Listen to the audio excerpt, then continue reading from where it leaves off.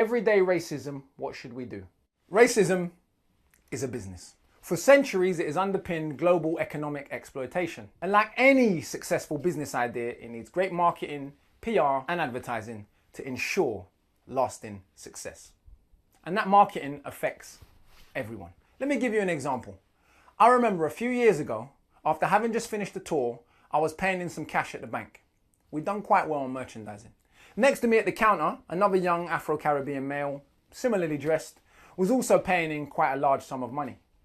Surprisingly, my first thought was one of suspicion. I wonder what he does for a living.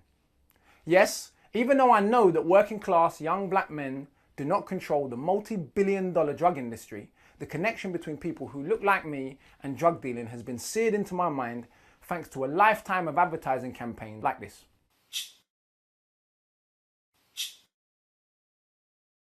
These images feed a culture of racial assumptions that produce microaggressions that I'm going to call everyday racism. Now, in the context of global injustice, these might seem trivial, but in fact, these daily hostilities lay the ground for much larger systemic violence. Everyday racism is the normalized experiences that we encounter daily based on our difference from the white norm. Take being stopped and searched by the police at age 12, what would be the first of many times. People shouting nigger or coon from car windows on trips to Romford during my time playing for West Ham as a schoolboy. Regularly being asked if I have drugs to sell or to pay up front for black cabs, or being sarcastically asked by a tutor when I attended the Royal Institution Mathematics Masterclasses how many of the tribe I was bringing to the family celebration day. I could go on.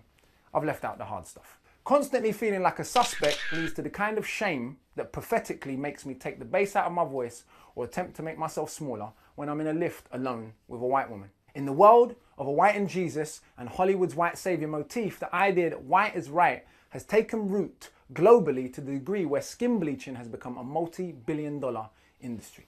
According to the World Health Organization, 40% of Chinese women bleach their skin, and 77% of Nigerian women, the world's highest percentage. And it's not just those two countries. Millions of humans literally pouring bleach onto their skin to try and be whiter. Normalized insanity. Of course, this internalization is how effective advertising works. Major brands become etched into your psyche, and the system that sells racism is doing a fantastic job. For example, I've visited countless schools and again and again and again seen children of African origin get embarrassed when saying their own foreign-sounding names, even at schools with predominantly black and Asian pupils. I'm yet to see a child called Tim or Paul laugh in shame as they introduce themselves.